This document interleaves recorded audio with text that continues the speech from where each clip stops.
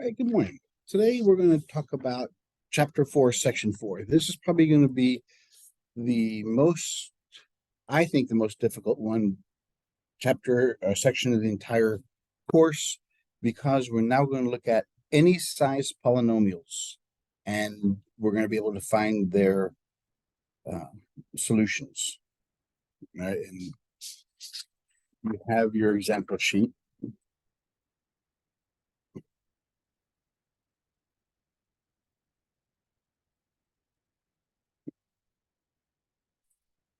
Well, now example, because now we're going to look at complex numbers as the coefficients of terms, as also we continue to look at real numbers, rational numbers, and integers as coefficients. So here's what I'm talking about. For complex numbers, anytime you talk complex numbers, you're talking about I. So if you have an I as a coefficient in your polynomial, then it's a complex polynomial. If it just has real numbers, square, radical 2, pi, those are all real numbers. Rational means fractions. If you have fractions as coefficients, we'll look at those. And as usual, we'll look at if it just has plain old straight integers. All right. So we'll look at first is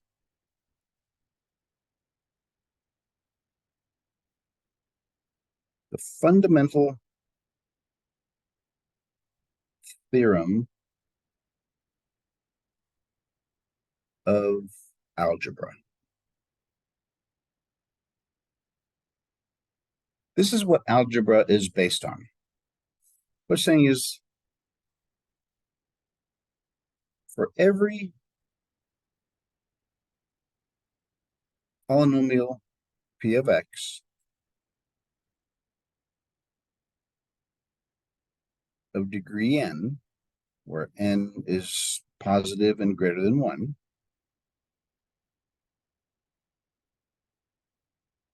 for every polynomial p of x, there is at least 1 0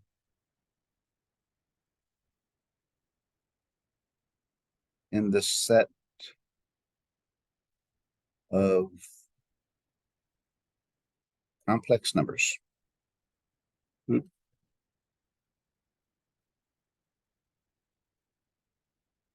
Remember, complex numbers are written like this.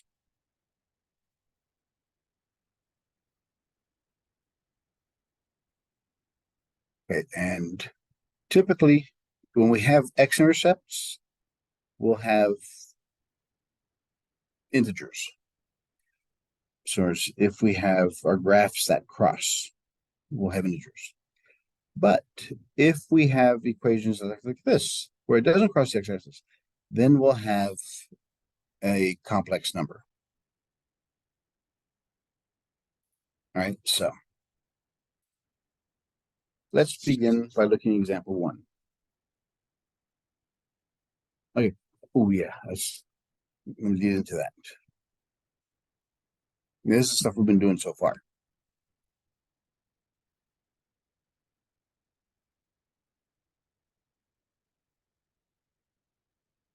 Finding polynomials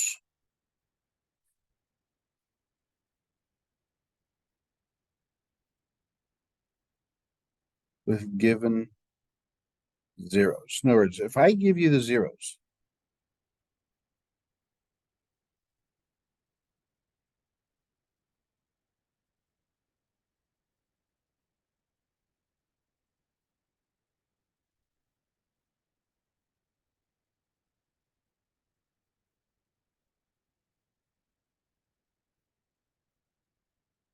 then you can find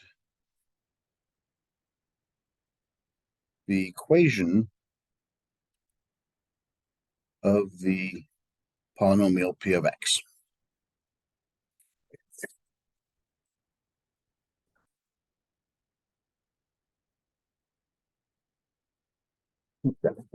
Only one sheet.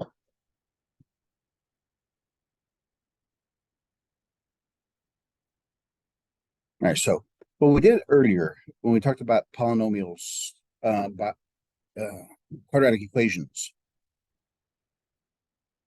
If I, well, let's look at this. If I give you the equation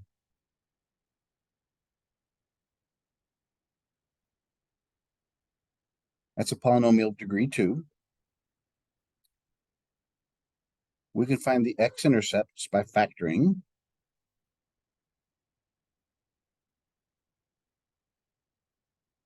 And then to find the x-intercepts, we set them equal to 0 and solve for x.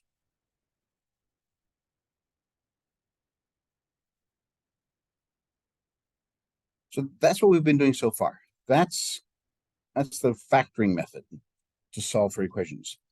That's what we've been doing so far. Now we're going to go backwards. If I give you the answers, if I give you the zeros, because these are your zeros, because if you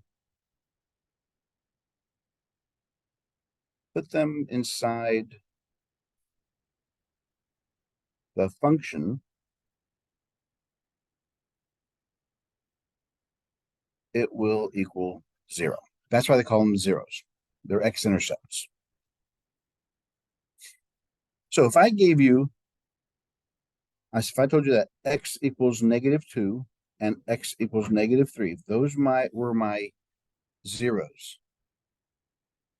And what's the polynomial that came up with that? Then I would set that, first off, set the x equals, because those are my zeros, then make them equal 0. Since they're zeros,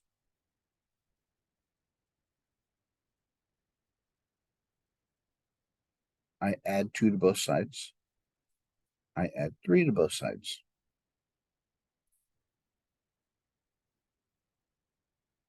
So those are my equations. Now, because they both equal 0, if I multiply them, they'll still equal 0. And then we go ahead and FOIL or distribute.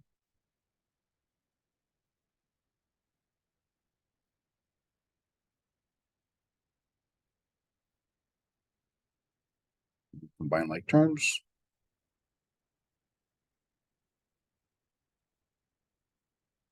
And that equals our equation. So that's what we're going to do. If I give you the zeros, then you can tell me the polynomial that it came from. And this is going to be interesting because with that, there are certain things that we have to realize about complex numbers and radicals. So, example 1.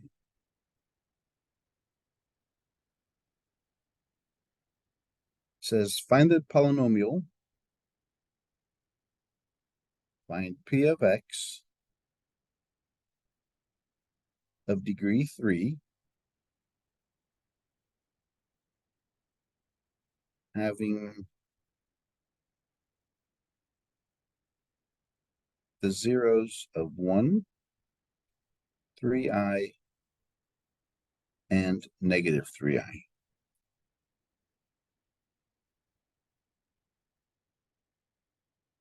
Remember, zeros are the same things as our solutions. So since it's degree 3, we have 1, 2, 3. That's exactly what it tells us. So we set x equal to each of our zeros.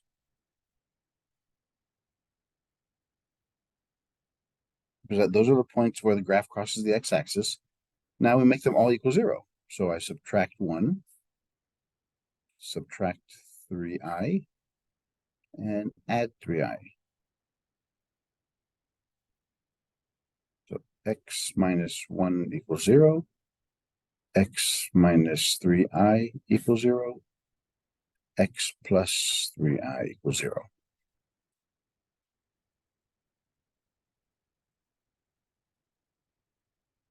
Since they all equal 0,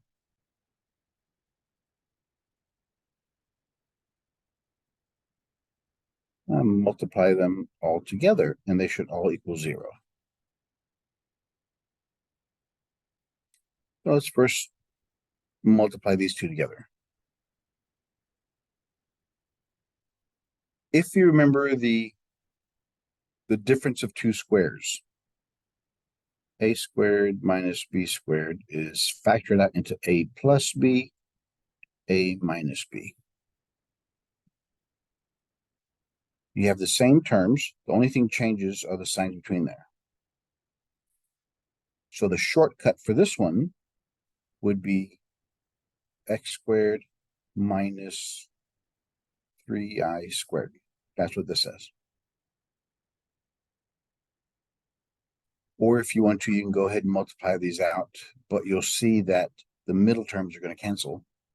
So we have x squared minus 3i squared.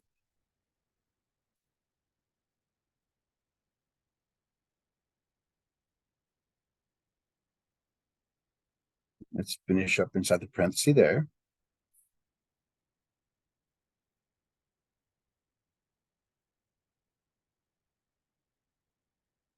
The square goes to both of those. So we have 3 squared, I squared.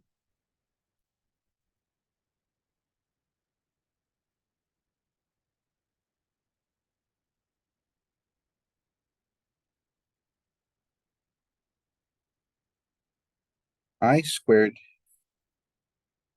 equals -1. So all it does is change the sign in front of the coefficient. So change the negative to positive. 3 squared is 9.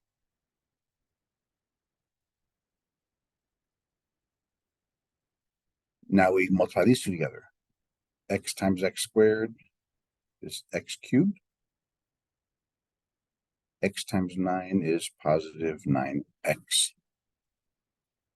-1 times x squared is minus x squared. Positive negative is a negative. 1 times 9 is 9. Can't combine anything, so we put them in decreasing orders of exponents. There's 3. 2 is negative x squared. Positive 9x minus 9 equals 0.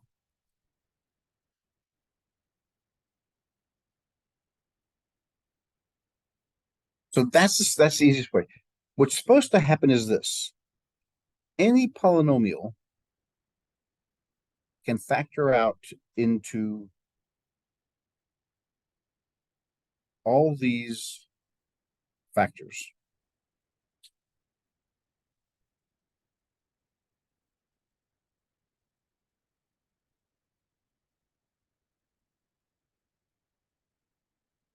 And you have a coefficient out in front of there, where all the c's are our zeros.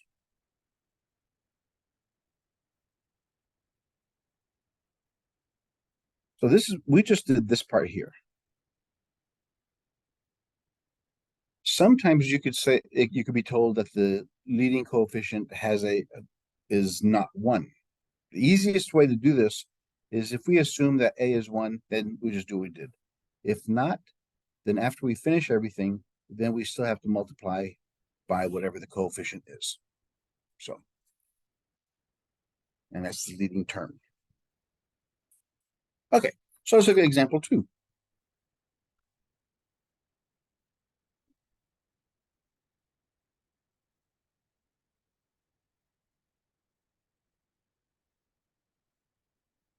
It says, find a polynomial function of degree 5 with -1 as a 0 of multiplicity 3, 4 as a 0 of multiplicity 1, and 0 as a 0 of multiplicity 1.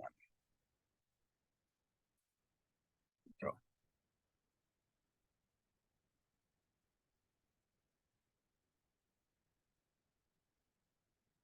find the polynomial function of degree 5, means there's 5 answers, with -1 as a 0 of multiplicity 3, 4 as a 0 of multiplicity 1, and 0 as a 0 of multiplicity 1.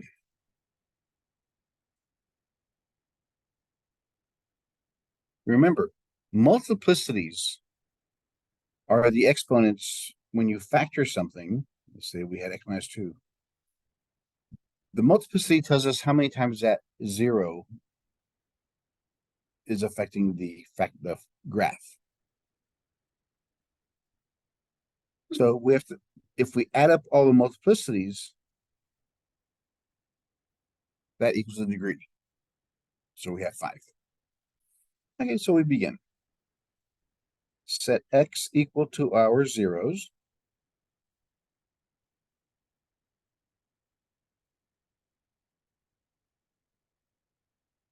There's a sheet back there somewhere.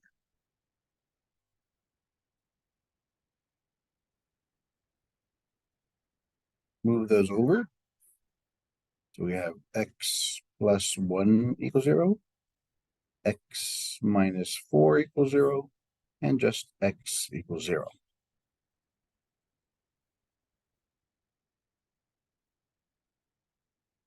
We have x plus 1, x minus 4, and x.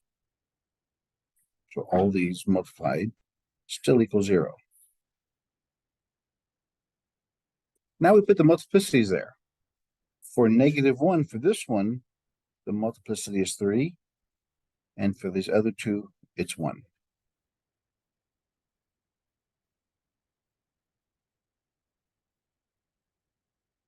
So what this one says, it's x plus 1 times x plus 1 times x plus 1. That's this one. That one, x minus 4, only appears once, and then the x.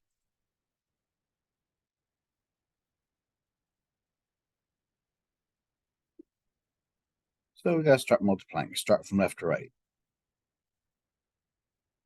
So for this first one, we have x times x is x squared, plus x, plus x, plus 1, and bring down the other 2, or other 3.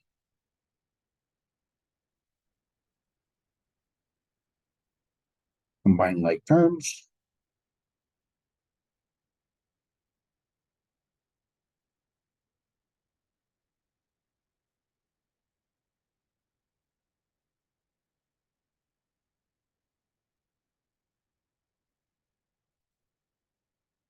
And do these next two. X squared times x is x cubed. X squared times 1 is x squared. So positive, positive. 2 times, they're both positive. 2 times x is 2x squared. Positive and positive is a positive. 2x times 1 is 2x. Now it's finished. Positive times positive is positive. 1 times x is x. 1 times 1 is 1. Bring down the other 2.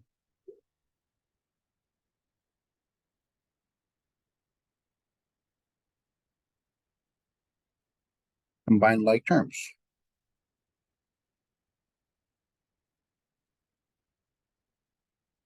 1 plus 2 is 3x squared. 2 plus 1 is 3x plus 1.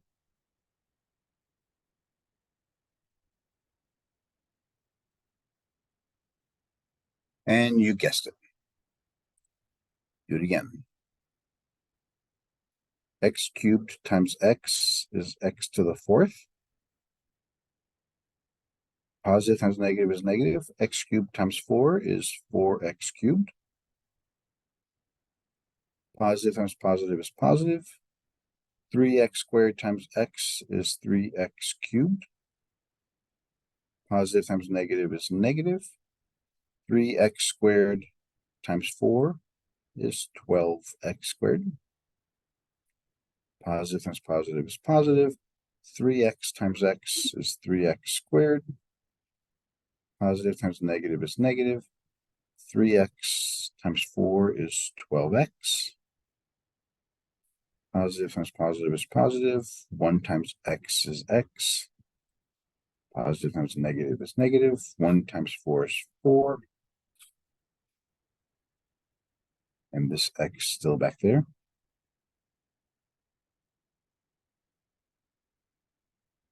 Combine like terms.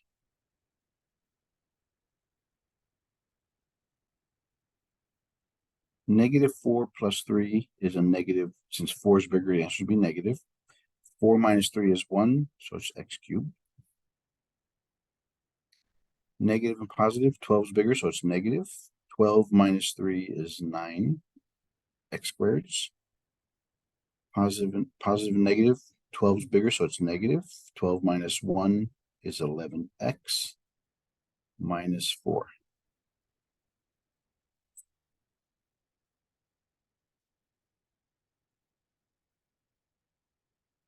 And then last thing, just distribute, or just put an x after everybody.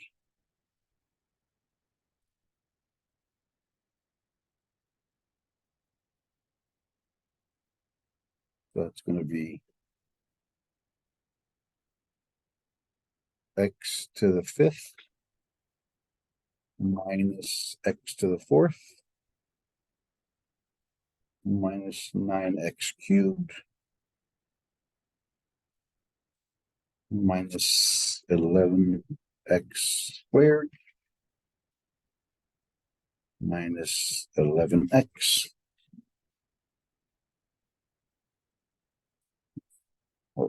9x cubed, 11x squared, minus 4x. Or it's plus 4x, not minus 4x. And that's your polynomial.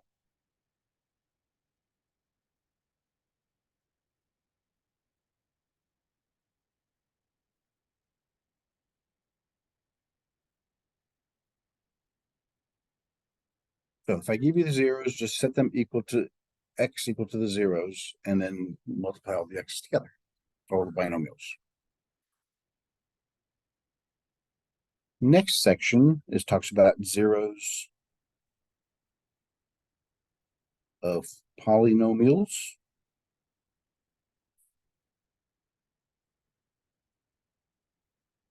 with real coefficients.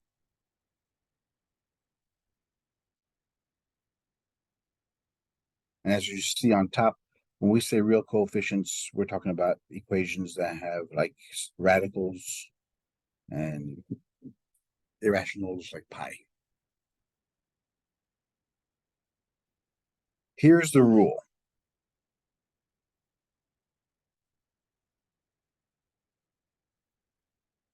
Non-zero real coefficients, non-real zeros of with real coefficients always occur in conjugate pairs.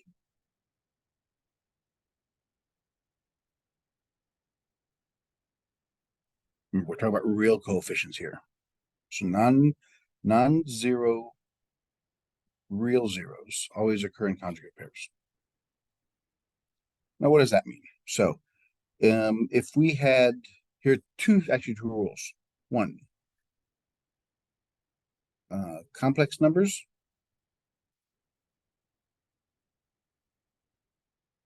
If a zero is a plus bi, then you know that you have to have its conjugate pair. Also has to be a zero. Is also a zero.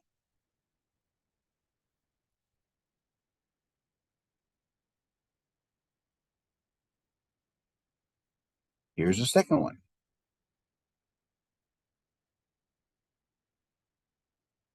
radicals.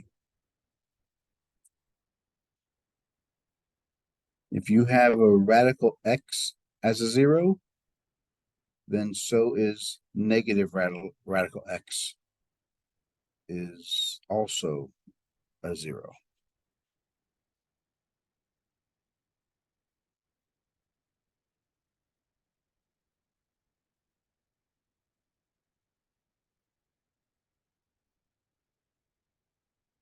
Now, in radical terms, same as complex numbers, you can have your equations look like this.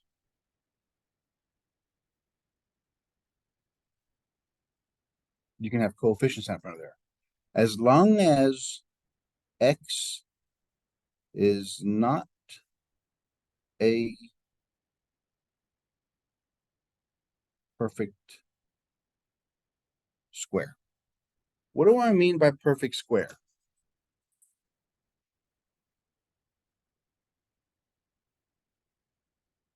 A perfect square is if I took a square root of 4, 4 is made up of 2 times 2. That's a perfect square. So in other words, that equals 2. That's not going to matter. If we have a 2 there and that's multiplies to another number, then we have to, so it's not going to change anything. It only happens when we have a radical that can't be simplified any further.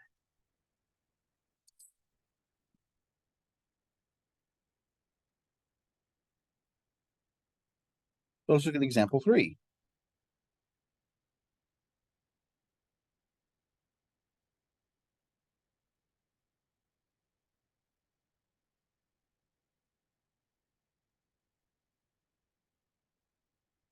Polynomial function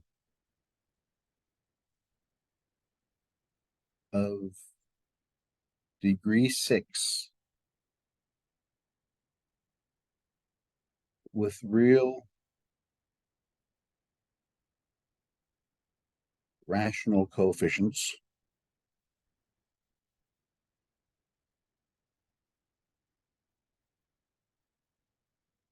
has -2 plus 5i as a 0, -2i as a 0, and 1 minus radical 3 as a 0.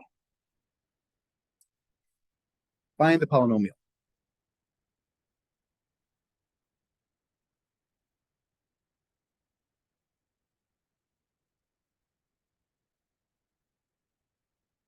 Has the following zeros.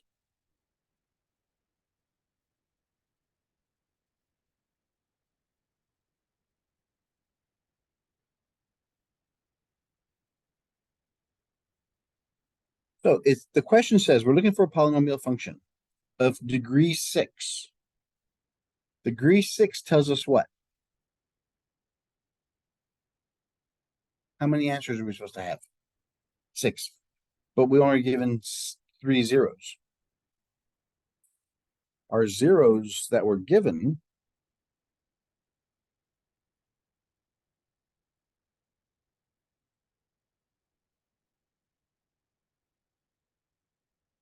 are -2 plus 5i, -2i, and 1 minus radical 3. That's only 3 of them. So if we set x equal to those, that's only 3 solutions.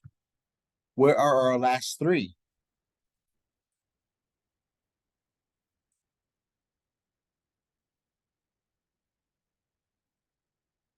Remember that imaginary and rational and complex terms always happen in conjugate pairs. So if that is one of your zeros,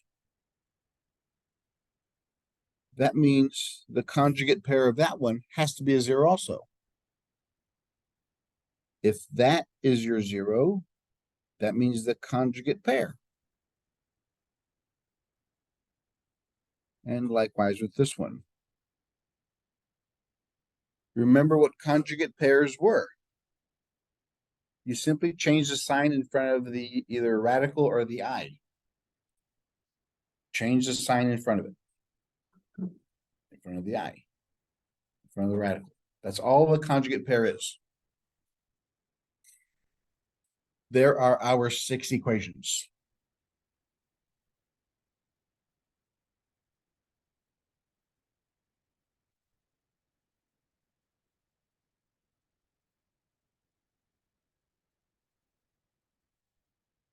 Move them all over. So we set them equal to 0.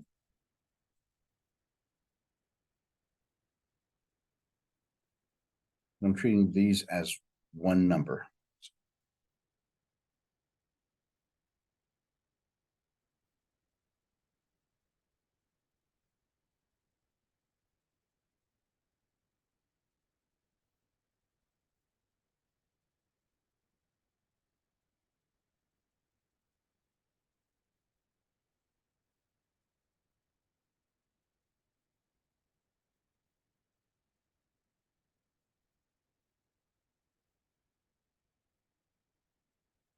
Well, actually, all the question is asking for is find the other 3 zeros.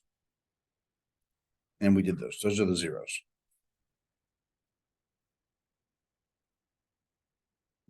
These are the zeros. So if I give you a radical or a rational equation or a complex number, just change the sign in front of it, and that's the conjugate pair.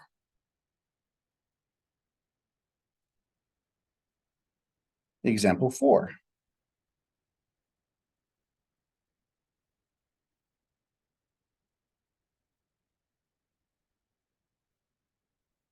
Find the polynomial function of lowest degree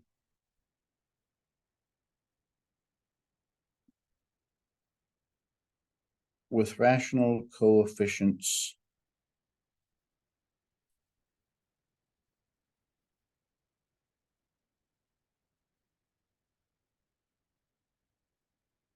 that has negative radical 3 and 1 plus I as 2 of its zeros.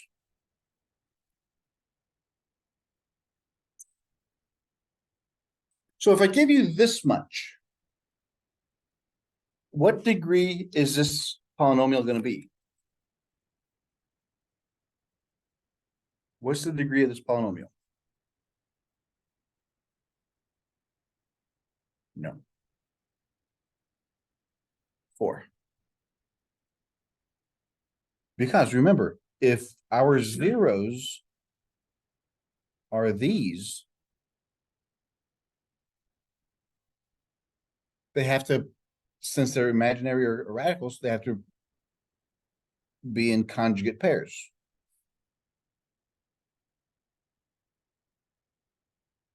So it's degree 4. Why are they in conjugate pairs?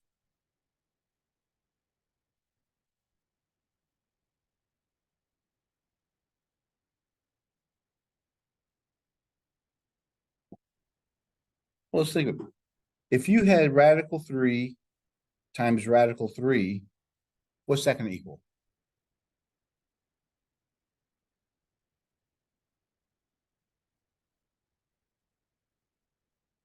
You can multiply, since it's the same radical, we can do 3 times 3. So we have radical 9, which is 3. Radical anything times itself is simply what's inside there. A square root times a square root cancels itself out. So the reason we do that is because so our final answer doesn't have a radical in it. Same thing with the imaginary numbers. 1 plus I, 1 minus I.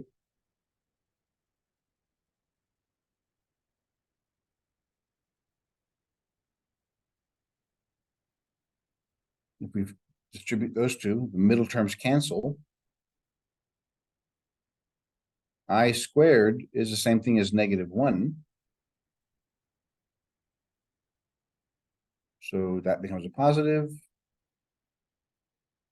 equals a real number, an integer. So the reason they happen in conjugate pairs is so they disappear. So that's example 4.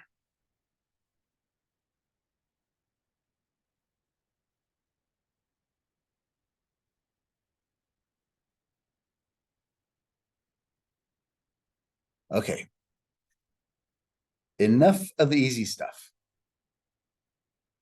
Now we're getting to the part that will allow us to solve any polynomial that we're given.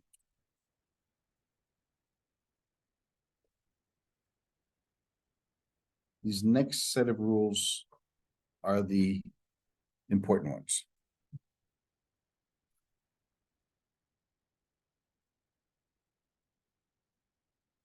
Integer coefficients and the rational 0, 0.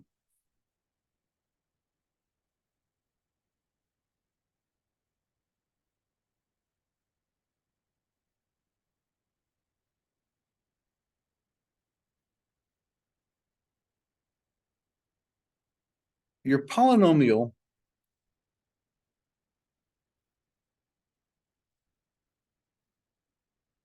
well, we'll say originally we had this.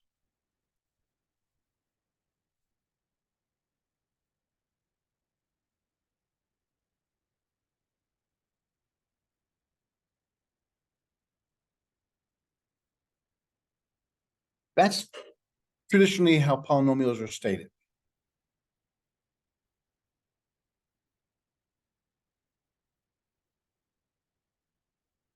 What does rational mean?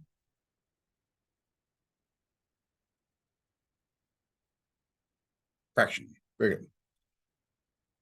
So what we're saying here is, if that's our polynomial, what we're saying here is if we have a fraction, let's say q over p,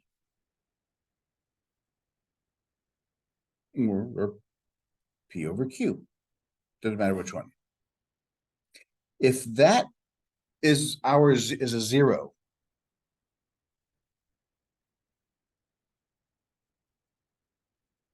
if this fraction is a 0 of our polynomial,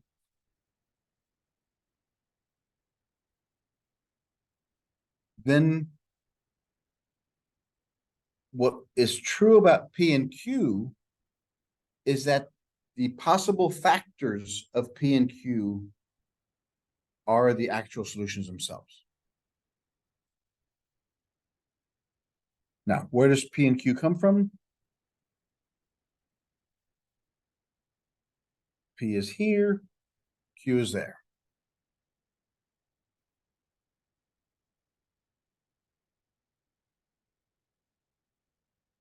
So we take p over q.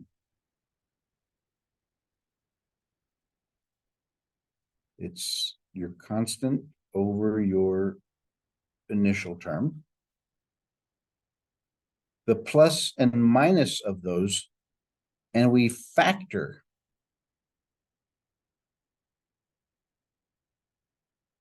our prime factors of a sub 0 over the prime factors of a sub n.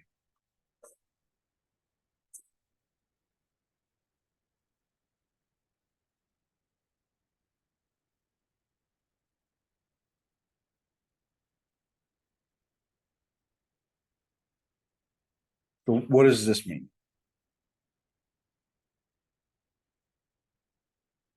Let's say we had 10 over 21.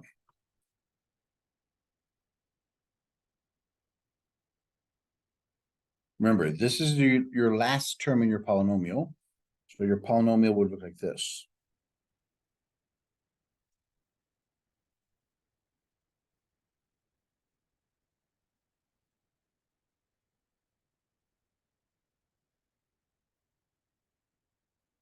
So we have whatever the coefficient, leading coefficient, and the constant term. The first thing we have to do are figure out what are all the possible factors of 10. Yeah, 10 times 1, 2 times 5. So it's 1, 2, 5, and 10. Do the same thing with 21. 1 times 21, 3 times 7. So it's 1, 3, 7, 21.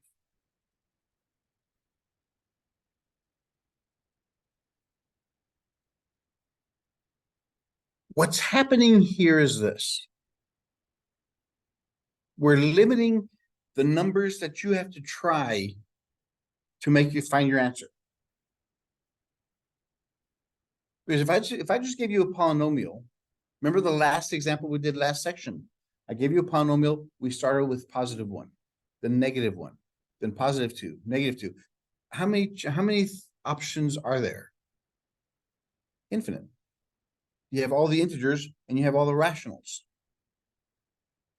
So you're going from infinity possibilities to now we have 8.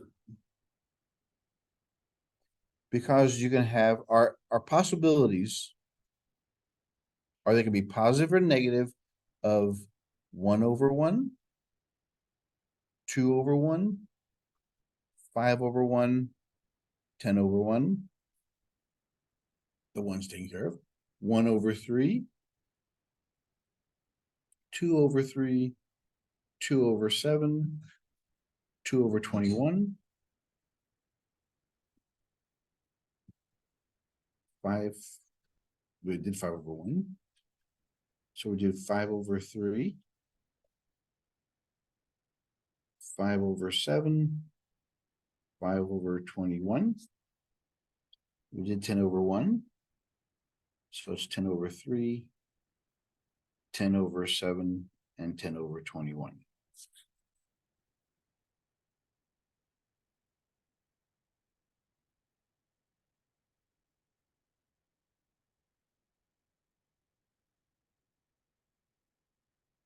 And it's the positive and negative of each one. So what we've just done, okay, now what do these represent?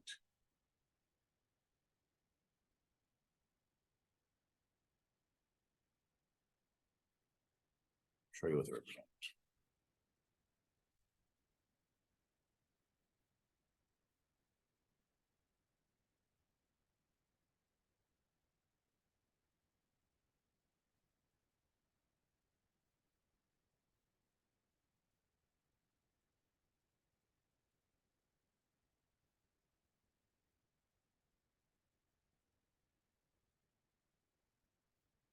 So what we've just done is we've broken down infinite possibilities to just these. ±1, ±2, ±5, ±10. These are the only ones we have to check.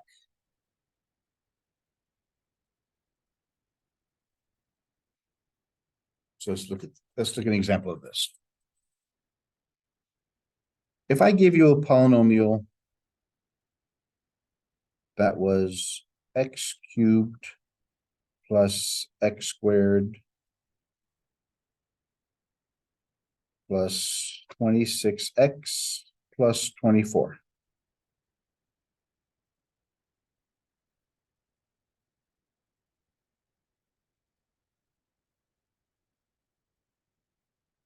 Find me the x-intercepts. Find me the zeros.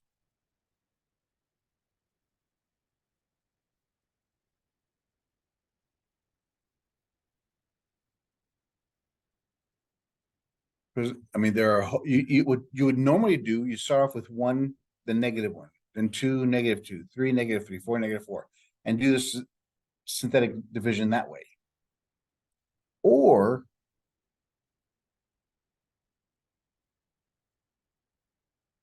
we can just do it this way.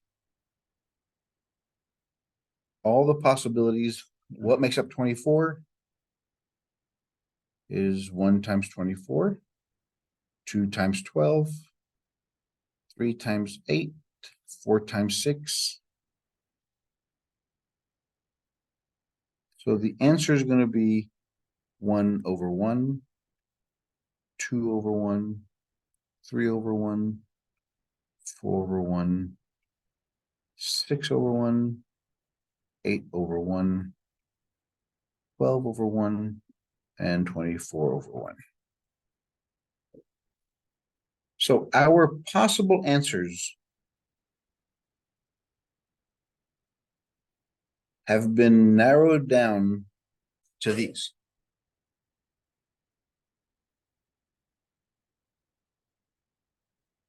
So let's begin with 1, -1.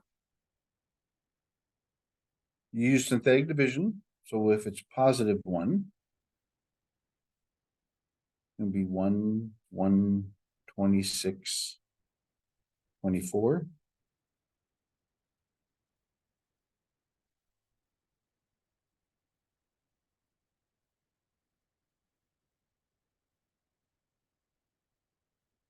Oops, well, that's negative 20.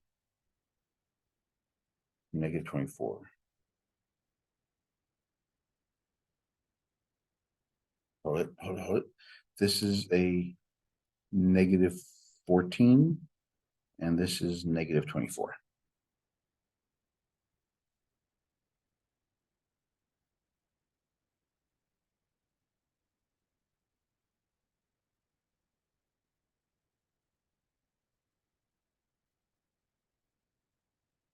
Bring down the first term.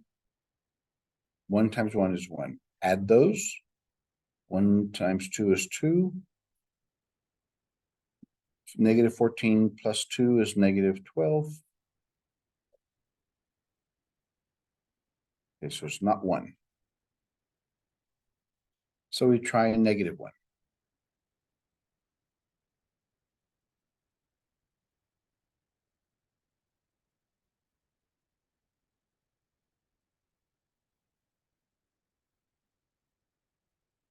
Negative 1 times 1 is negative 1. 0. Negative 14. Positive 14 is negative 10. So that's not going to work. So that one doesn't work. Let's try 2, plus or minus 2.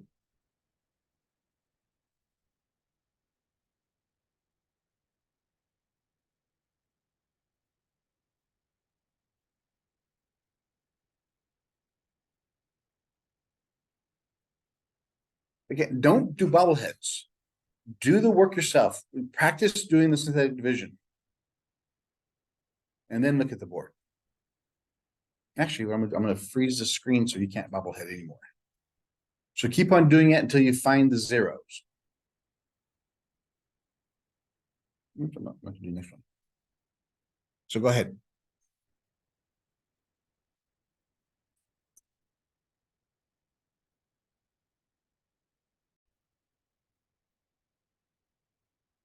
Two, 6.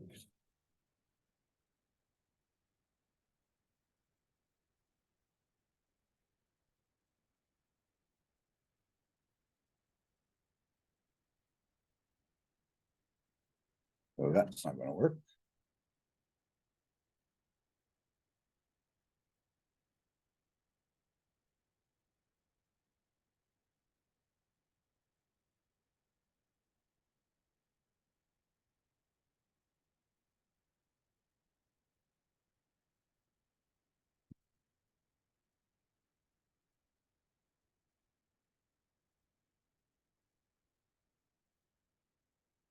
Well, we found our first zero.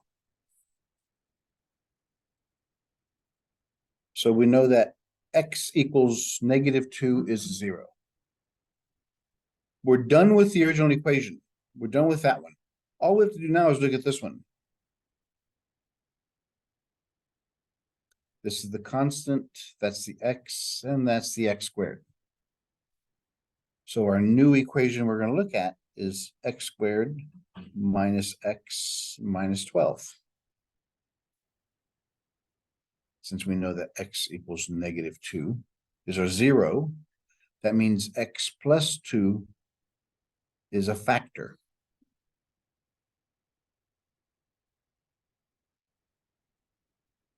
Once you get to the quadratics, then see if you can factor it out.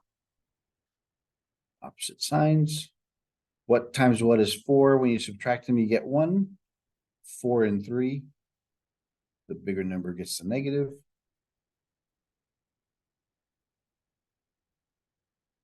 So your zeros are at -3, 4, and -2. And your factors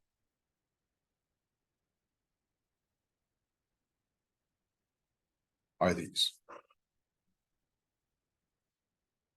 That's how this process works. It takes an infinite number of opportunities and narrows it down to just a handful.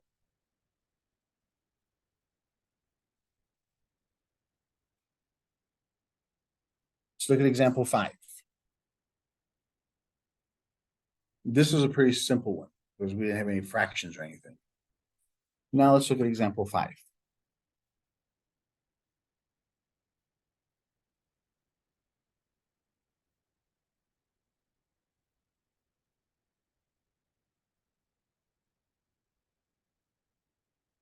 Given x cubed 3 x to the 4th minus 11x third plus 10x minus 4.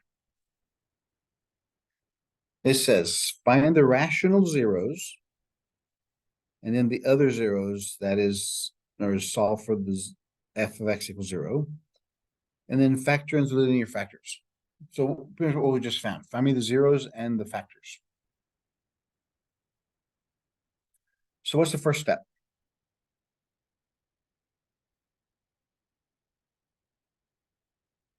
P over Q. What's P? 4. It doesn't matter because remember, we take the positive and negative, all these.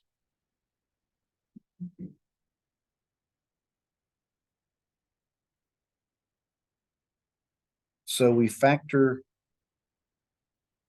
the 4, which is 1 times 4 and 2 times 2.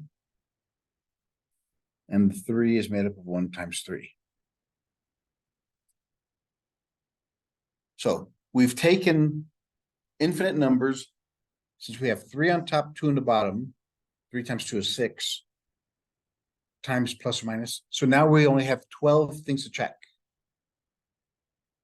So we're taking from infinity down to 12, and as we go down lower, we can narrow them out. So our possibilities are 1 over 1, 2 over 1, 4 over 1. Then 1 over 3, 2 over 3, and then 4 over 3.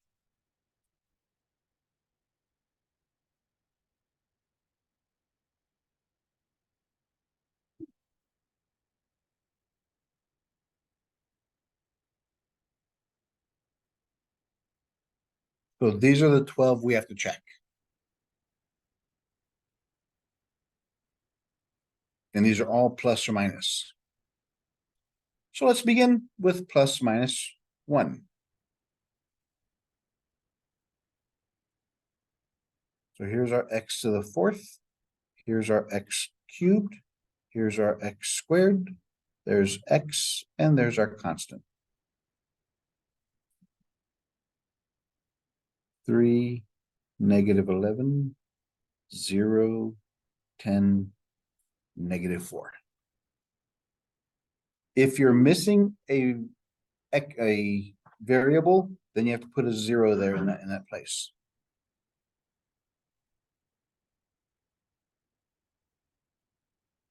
Go ahead and start. Well, it doesn't have an x squared anywhere. It's missing that variable. Put a 0 beneath it. Yeah, you have to have all the columns allocated.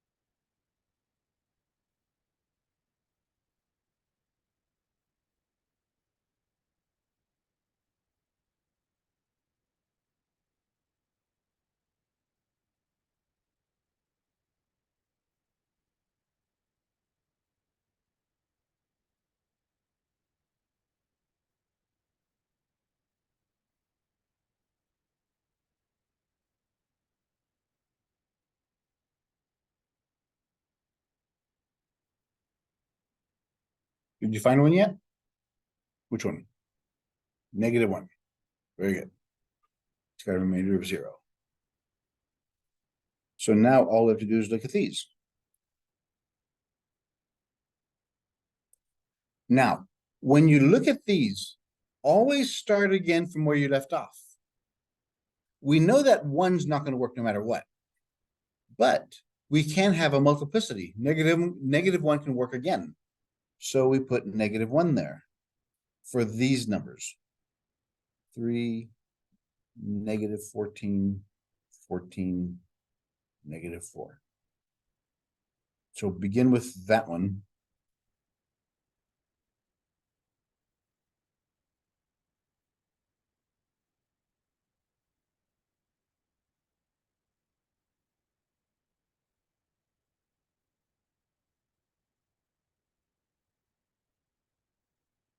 So it only happens one time. Okay.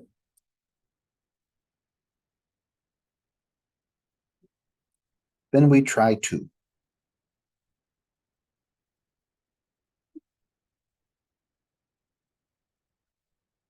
Bless you.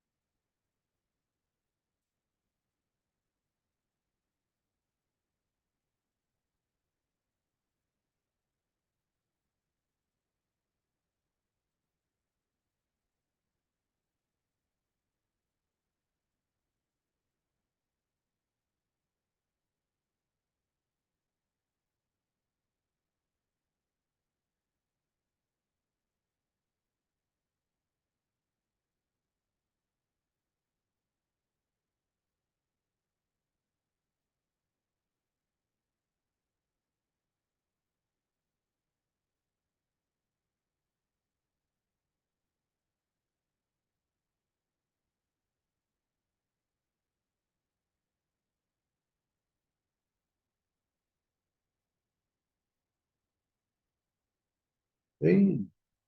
And we try 4.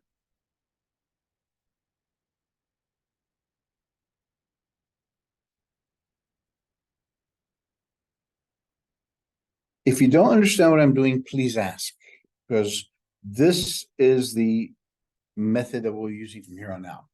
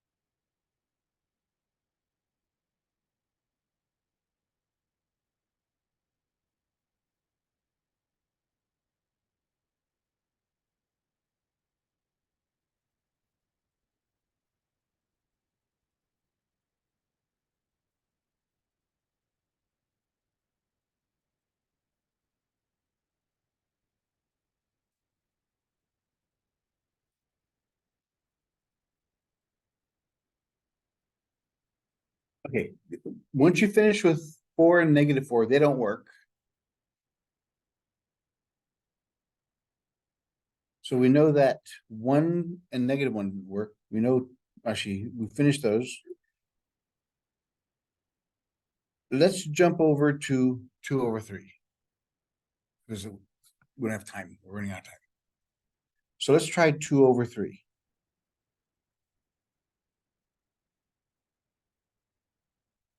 But you would keep on going the way you were doing.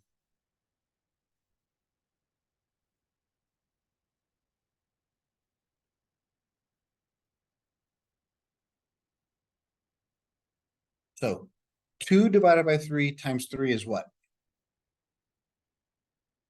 Yeah, 2 times, so the 3's cancel, so it's 2. Negative 14 plus 2 is negative 12. So we have 2 over 3 times negative 12. The 3 and the 12 cancel. 2 times negative 4 is negative 8. 14 minus 8 is 6. So we have 2 over 3 times 6. The 3's cancel. 3 and the 6 cancel, leaving 2. 2 times 2 is 4.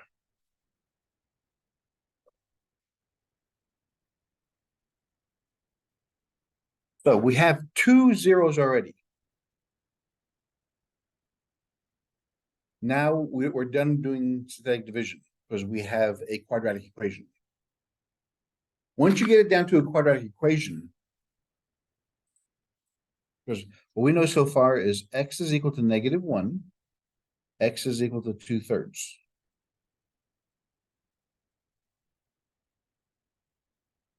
And the polynomial we're left with is the constant, the x squared. So we have 3x squared minus 12 plus 6.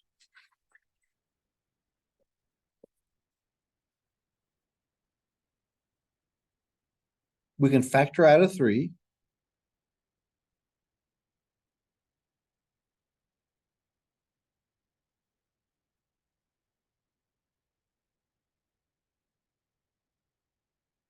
And that 3 we have to keep also because that's our a that's out in front of everything. This doesn't factor, so we use the quadratic formula.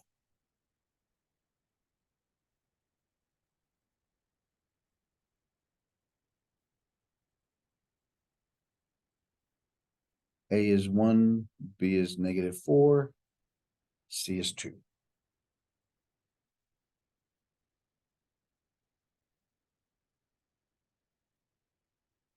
So a negative of negative 4 plus or minus the square root of negative 4 squared. 4 times 1 times 2 over 2 times 1. Negative, negative makes it a positive. Negative 4 squared is 16. Only one negative, so it's minus 4 times 1 is 4 times 2 is 8.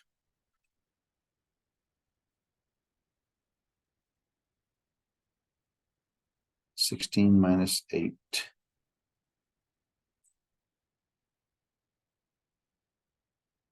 That's the stuff we've been doing since chapter 2 anyway. So now 8. 8 breaks down to 2 times 4, 2 times 2.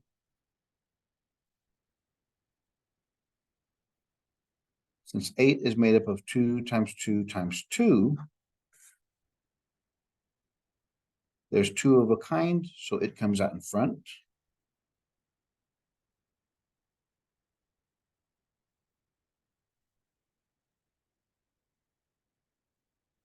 On the top, we can factor out a 2.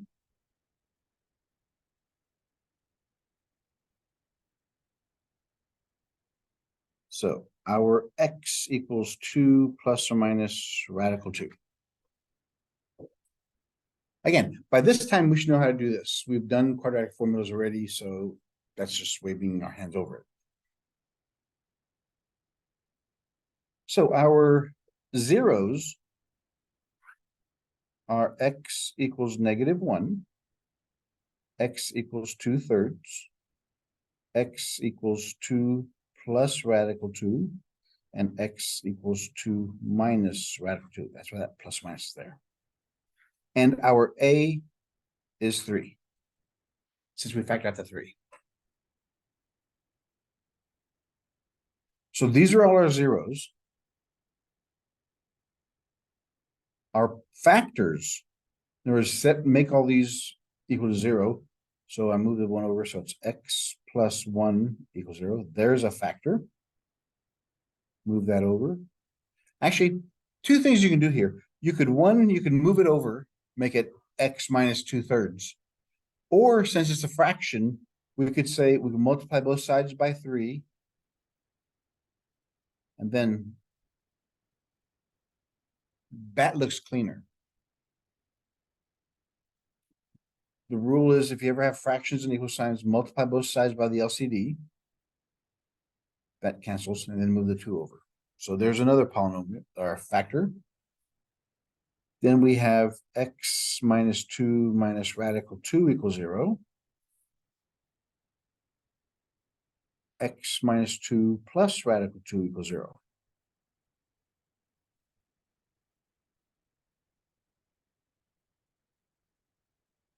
So our polynomial has a coefficient of 3,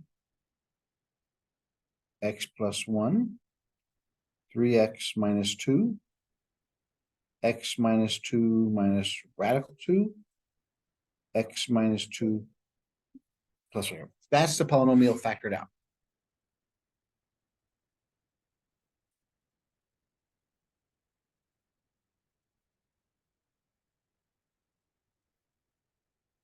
Any questions so far? Good, because we have another one to do. Example 6.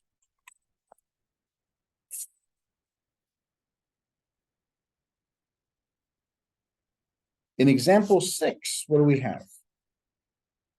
We have this polynomial, which means we're going to have 5 solutions.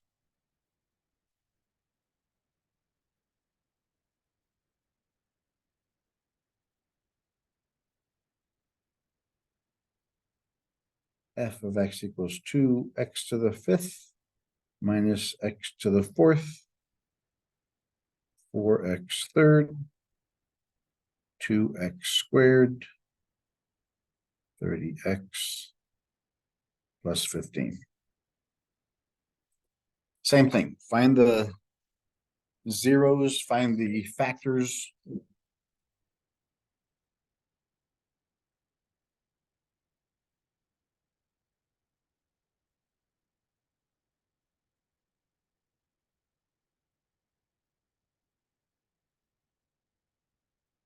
So we do the P over Q, which is 15 over 2.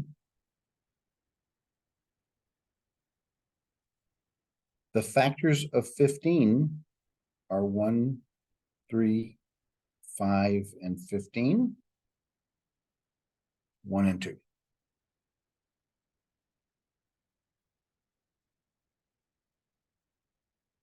So the possible zero, the rational zeros are 1 over 1, 3 over 1, 5 over 1, 15 over 1. 1 over 2, 3 over 2, 5 over 2, 15 over 2. So the plus or minus of 1, 3, 5, 15, 1 half, 3 half, 5 half, and 15 half.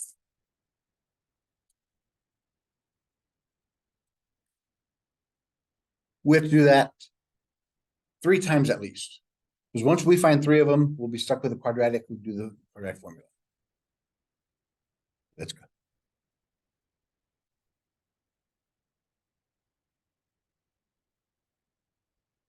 Two, -1, -4, 2.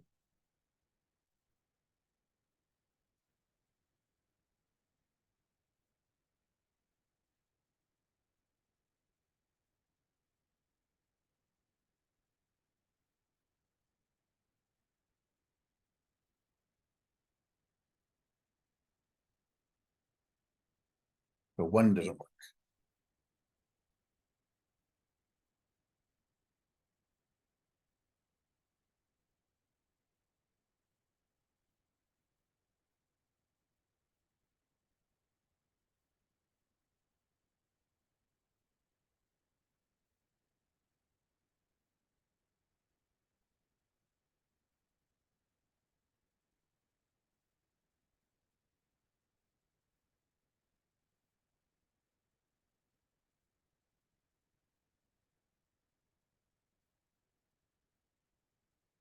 -1 doesn't work.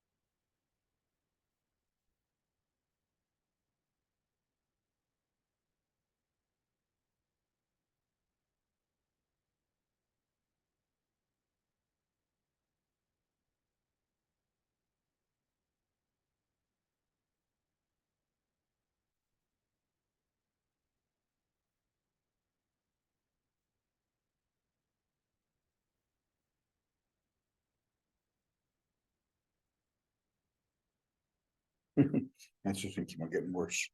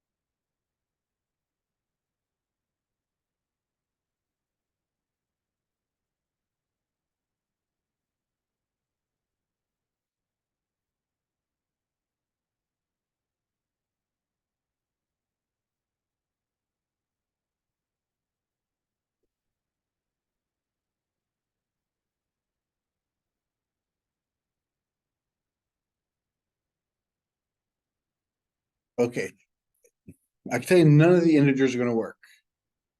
So skip the 1, 3, 5, 15. None of those are gonna work. The first one's gonna work is 1/2 because of the leading term being a 2.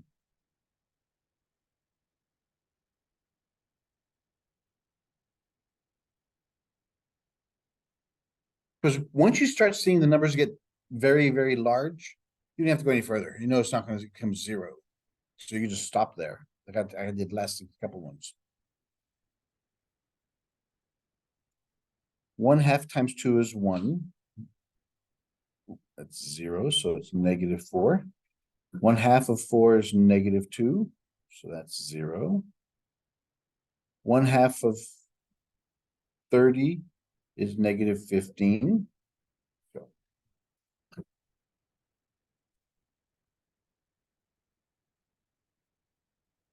So we have that.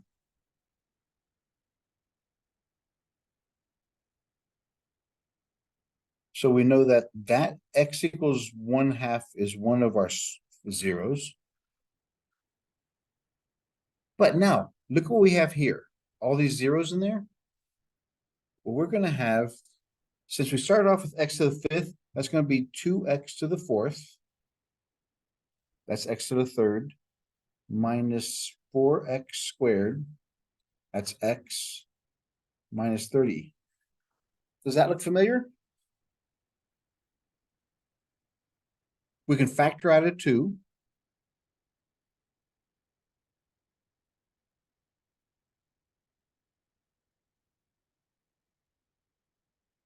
This is quadratic in form.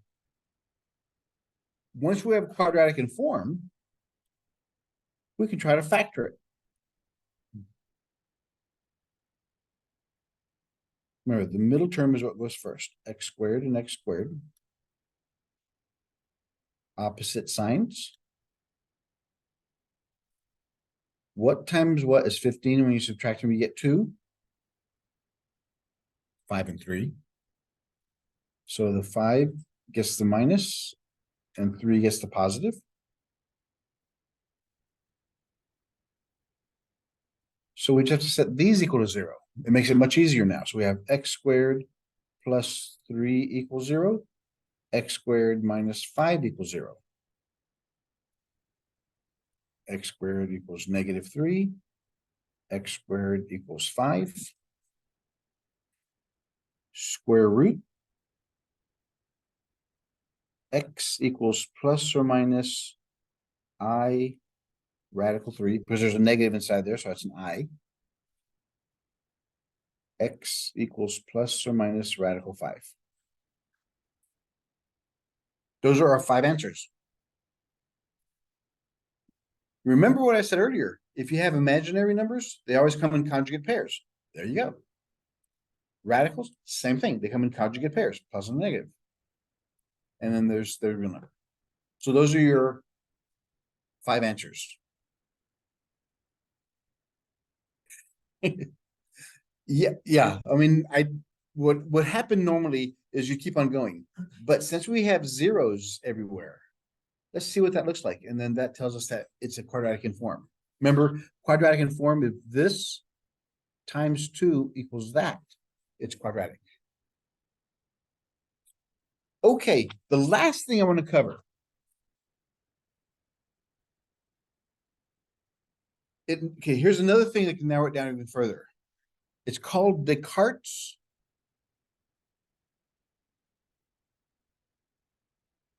rule of signs.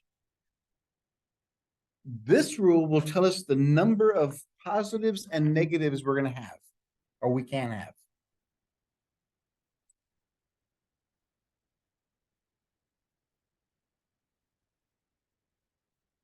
Well, for this one, let's go ahead and just start off with looking at the example. This is example 7. 2x third minus 3x squared plus x plus 4. This is our original equation. So first off, to find the number of positive answers,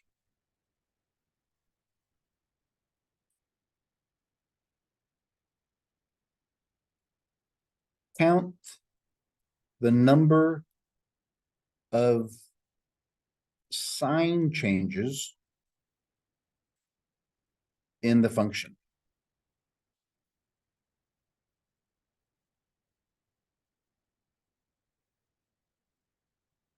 So this is positive, that's negative. That's one sign change. Negative to positive, that's a second sign change. Positive, positive. So the number of positives can be 2 or 0.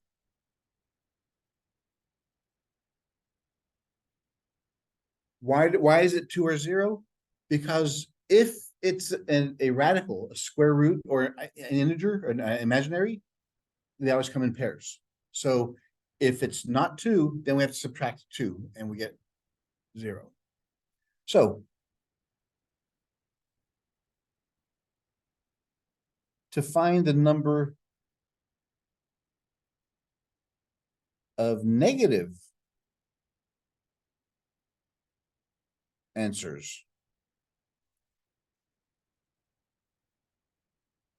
place negative x in the function and count the number of sign changes.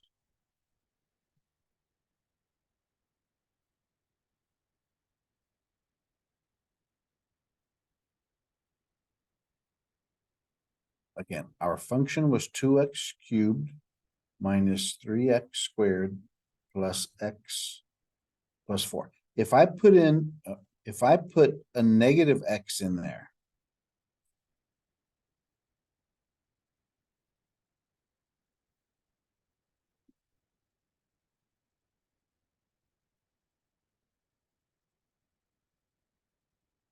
the only changes that's going to do to the coefficient is if the exponent is odd. So since that's odd, that negative goes out in front. If it's even, just get rid of that inside there. This is odd, so that one becomes negative.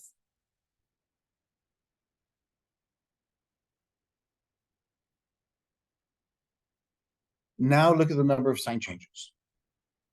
Negative to negative, nope. Negative to negative, nope. Negative to positive, 1. So we're gonna have 1 negative answer.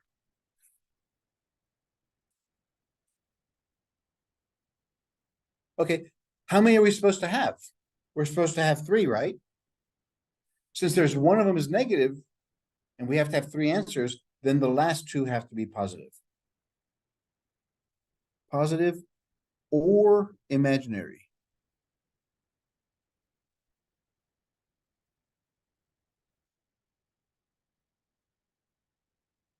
They always have to happen in pairs.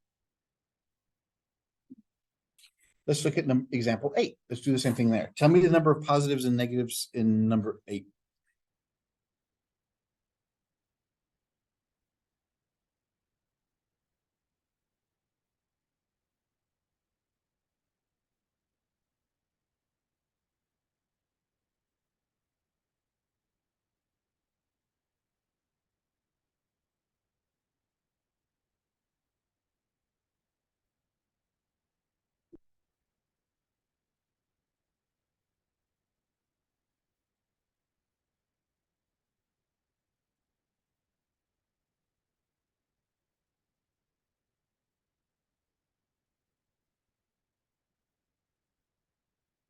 So how many positives are we going to have?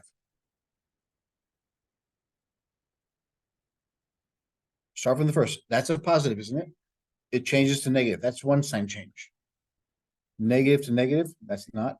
Negative to positive, that's the second. So we're going to have 2 or 0.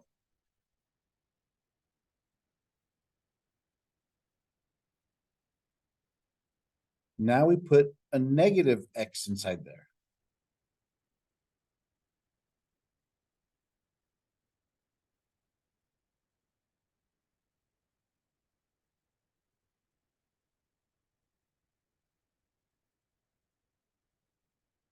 Once you put the negative, only if the exponent is an odd number does that change the sign in front. So it's going to be negative 2x to the 5th, negative 5x squared, positive 3x plus 6. Negative to negative? No. Negative to positive? That's 1. So negative is 1 sign change. So that means we're going to have 2 positive or imaginary numbers and 1 negative. Now, how does this help us? Remember, if we find a negative answer in the first one, say it's -1, we don't have to try any more negatives. They're all taken care of. So this tells us once we find the negative, we're done with checking negatives. We just check positives. Let's do number 9.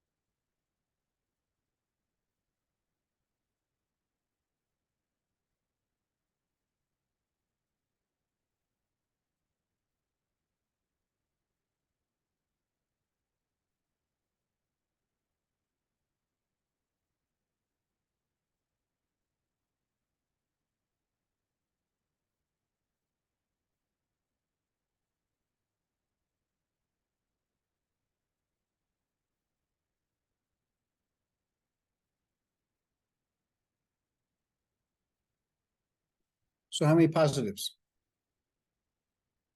Just 4? 4 or 2 or 0. Because we don't know how many imaginary or we just have, at most we'll have 4. Or if we have imaginaries, then we'll have 2 positives or no. So we always have to subtract 2 if possible. And the negatives. Okay, if it's an even, just drop the negative sign, just stays the same. If it's an odd exponent, it changes the sign in front of it.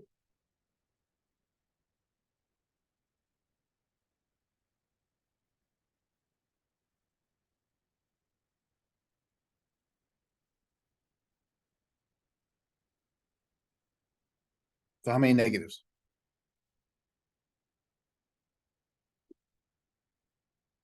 One. Where does the sign change happen? Positive, positive, positive, positive, positive. There are no negatives. So what Descartes' rule tells us in this one, when we do the plus minus P over Q, we don't have to do the negatives. We only have to check the positives. So that cuts it in half even further. So we can either have 4 positives, or 4 positives and 2 imaginaries, or 2 positives and 2 imaginaries, or no positives and 4 imaginaries. That's what that tells us.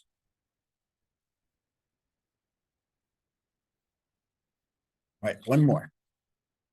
And then I'm going to release you guys to the wilds.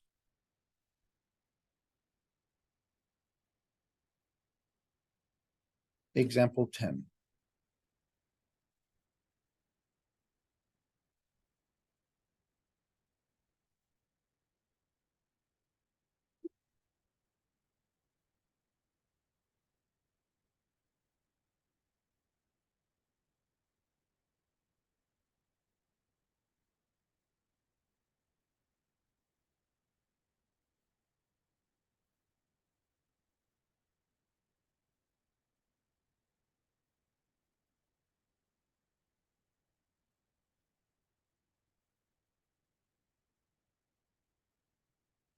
How many positives? 1. So we have, since it's 1, we have to have 1 positive. We have 5 more to go. How about the negatives? So that's an even, so just drop the negative sign. So it's 6x to the 6th. That's even, so just drop that. And that's odd, so it changes that. Positive to negative. So we have 2 sign changes. So it's either going to be 1 positive, 2 negatives, or 1 positive and no negatives.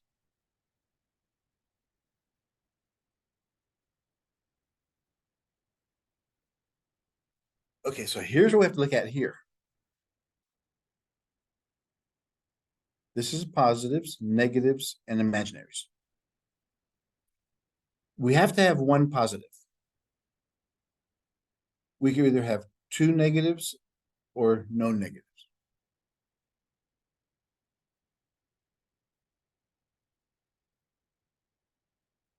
And we have to have 6 answers, don't we? So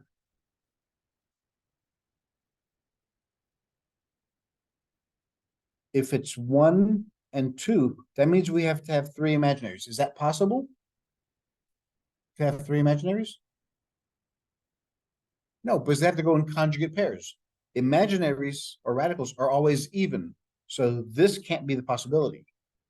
That means we're going to have 1 positive, no negatives, and 4 imaginaries. That's what that tells us.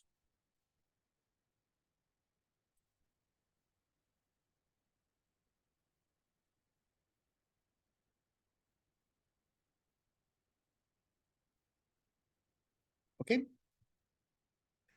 Practice those, because again, the Descartes rule of sign will narrow down how many answers you're supposed to have, and if they're positive or negatives. The rational 0 rule is if you have P over Q, that tells us the possible real answers you'll have. If it's not any of those, what you'll end up with are imaginaries or radicals. Okay, so do your homework, and if you have any questions over the homework, we can talk about those in class next time, or just send me a message. Okay, everybody. Have a great weekend.